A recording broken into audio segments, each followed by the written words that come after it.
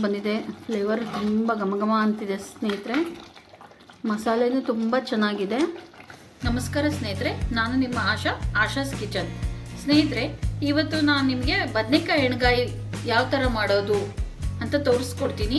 ಈ ಥರ ಒಮ್ಮೆ ಮಾಡಿ ನೋಡಿ, ನಿಜವಾಗ್ಲೂ ರುಚಿ ನೀವು ಮರೆಯೋದಿಲ್ಲ. ಫಸ್ಟಿಗೆ ನಾನು ಏನೇನು ತೊಗೊಂಡಿದ್ದೀನಿ ಹೇಳ್ತೀನಿ. ಫಸ್ಟು ಹಸಿಮೆಣಸಿನ್ಕಾಯಿ, ಒಂದು ಸ್ವಲ್ಪ ಕಾಯಿ ಚೂರಿ. ನಾವು ಮಾಡ್ತಾ ಇರೋದು 4 ರಿಂದ 5 ಜನಕ್ಕೆ ಆಗುವಷ್ಟು ಮಾಡ್ತಾ ಇದ್ದೀನಿ. ಅದಕ್ಕೆ ಹಸಿಮೆಣಸಿನ್ಕಾಯಿ, ಸ್ವಲ್ಪ ಕಾಯಿ, ಕೊತ್ತಂಬರಿ, ಧನಿಯಾ ಪುಡಿ, ಚಕ್ಕೆ, ಏಲಕ್ಕಿ, ಲವಂಗ, ಅರಿಶಿನದ ಪುಡಿ,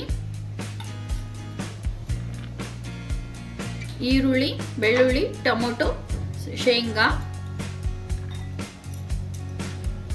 ಬದನೆಕಾಯಿ, ಒಗ್ಗರಣೆಗೆ ಸ್ವಲ್ಪ ಈರುಳ್ಳಿ ಮತ್ತು ಕೊತ್ತಂಬರಿ, ರುಚಿಗೆ ತಕ್ಕಷ್ಟು ಉಪ್ಪು, ಎಣ್ಣೆ. ಬನ್ನಿ ಸ್ನೇಹಿತರೆ, ಈಗ ಯಾವ ರೀತಿ ಮಾಡೋದು ಅಂತ ತೋರಿಸ್ಕೊಡ್ತೀನಿ. ಸ್ನೇಹಿತರೆ, ಬದನೆಕಾಯಿಗೆ ಫಸ್ಟ್ ನಾವು ಸ್ವಲ್ಪ ನೀರು ಹಾಕಿ ಉಪ್ಪಾಕಿ ಇಟ್ಟುಬಿಡೋಣ. ಯಾಕಂದರೆ ಹೆಚ್ಚಿದ ಮೇಲೆ ಕಪ್ಪಾಗುತ್ತೆ, ಅವಾಗ ಹಾಕ್ತಾರೆ. ನಾನು ಮೊದಲೇ ಹಾಕಿಟ್ಟಿದ್ದೀನಿ, ಆಮೇಲೆ ಹೆಚ್ಕೋತೀನಿ ಮಸಾಲೆ ಎಲ್ಲ ರೆಡಿ ಮಾಡ್ಕೊಂಡು. ಸ್ವಲ್ಪ ರೋಸ್ಟ್ ಆದರೆ ಸಾಕು ಸ್ನೇಹಿತರೆ.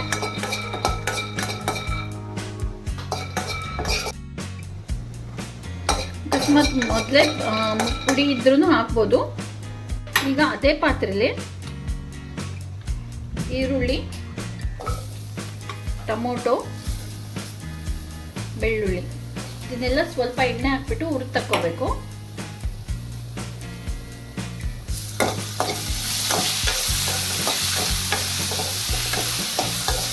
ಸ್ವಲ್ಪ ಬ್ರೌನ್ ಕಲರ್ ಬಂದಮೇಲೆ ಹಸಿಮೆಣಸಿನ್ಕಾಯಿ ಹಾಕ್ತಿದ್ದೀನಿ. ಇವೆಲ್ಲ ಚೆನ್ನಾಗಿ ಹಸಿ ವಾಸನೆ ಹೋಗೋ ಮಟ್ಟ ಹುರಿದು ತಗೋಬೇಕು ಸ್ನೇಹಿತರೆ. ಇಷ್ಟು ಕಲರ್ ಬಂದರೆ ಸಾಕು. ಈಗ ಇವಾಗ ಇದಕ್ಕೇ ಸ್ವಲ್ಪ ಕೊತ್ತಂಬರಿ,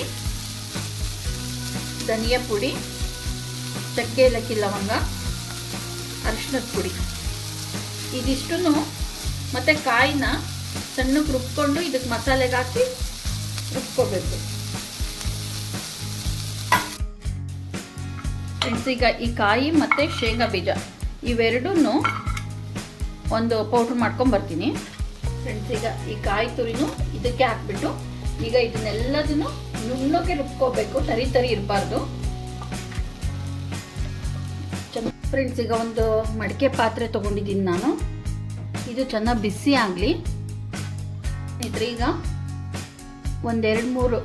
ಒಂದೆರಡು ಟೇಬಲ್ ಸ್ಪೂನಾರು ಎಣ್ಣೆ ತೊಗೋತೀನಿ. ಎಣ್ಣೆಗಾಯಿ ಅಂದರೆ ಎಣ್ಣೆ ಮುಂದಿರಬೇಕು, ಹಾಗಾಗಿ ನಾನು ಸ್ವಲ್ಪ ಎಣ್ಣೆ ಜಾಸ್ತಿ ಹಾಕೋತಿದ್ದೀನಿ. ಹಾಗಾಗಿ ನನ್ನ ಪಾತ್ರೆಗೆ ಸ್ವಲ್ಪ ಎಣ್ಣೆ ಜಾಸ್ತಿ ಹಾಕ್ತಾ ಇದ್ದೀನಿ. ಸ್ನೇಹಿತರೆ, ಈಗ ಅದು ಎಣ್ಣೆ ಕಾಯ್ತಾ ಇರಲಿ ಅಷ್ಟರಲ್ಲಿ ನಾನು ಈ ಬದನೆಕಾಯಿ ಇರುತ್ತಲ್ಲ,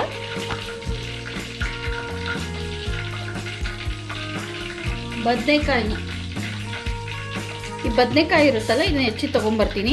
ನೋಡಿ, ಈ ಥರ ಮೊದಲು ಈ ತೊಟ್ಟು ತೆಗೆದು ಕರೆಕ್ಟಾಗಿ ನೋಡ್ಕೋಬೇಕು ಸ್ನೇಹಿತರೆ. ಹುಳ ಇರುತ್ತೆ ಒಳಗಡೆ. ಈ ಥರ 4 ಭಾಗ ಮಾಡಿಬಿಟ್ಟು ಏನು ನೀರಿತ್ತಲ್ಲ, ಉಪ್ಪು ನೀರು ಅದರಲ್ಲೇ ತೊಳ್ಕೊಂಡು ಮಸಾಲೆಗೆ ರುಚಿಗೆ ತಕ್ಕಷ್ಟು ನೋಡಿಕೊಂಡು ಉಪ್ಪು ಹಾಕ್ಬೇಕು ಸ್ನೇಹಿತರೆ. 1 ಟೇಬಲ್ ಸ್ಪೂನ್ ಉಪ್ಪು ಹಾಕಿ ಚೆನ್ನಾಗಿ ಕಲಿಸ್ಕೋಬೇಕು. ಇದನ್ನ ಕಲಿಸ್ಕೊಂಡು ಏನು ಬದನೆಕಾಯಿ ಹೋಳು ಮಾಡಿಟ್ಟಿದ್ದೀವಲ್ಲ ಅದಕ್ಕೆ ಸ್ವಲ್ಪ ಮಸಾಲೆ ಹಾಕಬೇಕು.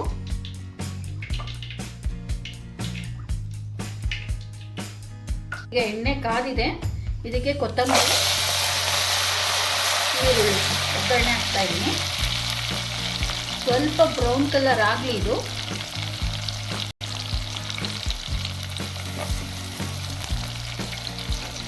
ಇಷ್ಟು ಕುದ್ರೆ ಸಾಕು. ಈಗ ಏನು ಬದನೆಕಾಯಿಗೆ ಮಸಾಲೆ ತುಂಬಿಟ್ಟಿದ್ನಲ್ಲ ಅದನ್ನು ಎಣ್ಣೆ ಒಳಗೆ ಹಾಕ್ತೀನಿ. ಈ ಬದನೆಕಾಯಿನ ಆದಷ್ಟು ನಾವು ಎಣ್ಣೆಯಲ್ಲೇ ಬಾಡಿಸ್ಕೋಬೇಕು ಸ್ನೇಹಿತರೆ. ಒಂದು 2-3 ನಿಮಿಷ ಎಣ್ಣೆ ಒಳಗೆ ಬೇಯಲಿ. ಈಗ ಒಂದು 3 ನಿಮಿಷ ಎಣ್ಣೆಲಿ ಕಾದಿದೆ ಸ್ನೇಹಿತರೆ. ಈಗ ಏನು ಮಸಾಲೆ ಉಳಿದಿದ್ದ ಮಸಾಲೆ ಇತ್ತಲ್ಲ ಅದನ್ನು ಹಾಕ್ಬಿಡ್ತೀನಿ. ಇದಕ್ಕೆ ಹಾಕಿ ಚೆನ್ನಾಗಿ ಎಣ್ಣೆ ಒಳಗೆ ಬಾಡಿಸ್ಬೇಕು. ನೆಕ್ಸ್ಟ್ ಆ ಮಿಕ್ಸರಲ್ಲೇ ಇದ್ದಿದ್ದ ಮಸಾಲೆಗೆ ಸ್ವಲ್ಪ ನೀರು ಹಾಕಿ ಇದಕ್ಕೆ ನೀರು ಹಾಕ್ತಾ ಇದ್ದೀನಿ. ಸ್ನೇಹಿತರೆ, ಈಗ ಇದು ಚೆನ್ನಾಗಿ ಕುದೀಲಿ, ಆಮೇಲೆ ನಿಮಗೆ ಗ್ರೇವಿ ಯಾವ ರೀತಿ ಬಂದಿದೆ ಅಂತ ತೋರಿಸ್ತೀನಿ. ಈಗ ತಟ್ಟೆ ಮುಚ್ಚಿಡೋಣ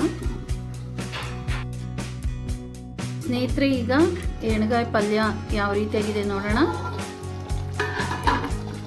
ತುಂಬ ಚೆನ್ನಾಗಿ ಬಂದಿದೆ, ಫ್ಲೇವರ್ ತುಂಬ ಘಮ ಅಂತಿದೆ ಸ್ನೇಹಿತರೆ. ಮಸಾಲೆನೂ ತುಂಬ ಚೆನ್ನಾಗಿದೆ. ನೀವು ಬೇಕಾದರೆ ಮನೇಲಿ ಒಂದ್ಸರಿ ಟ್ರೈ ಮಾಡಿ ನೋಡಿ. ಈ ವಿಡಿಯೋ ನಿಮಗೆ ಇಷ್ಟ ಆಗಿದ್ದರೆ ಪ್ಲೀಸ್ ಲೈಕ್ ಮಾಡಿ, ಶೇರ್ ಮಾಡಿ, ಸಬ್ಸ್ಕ್ರೈಬ್ ಮಾಡಿ, ಫಾಲೋ ಮಾಡಿ. Thank you.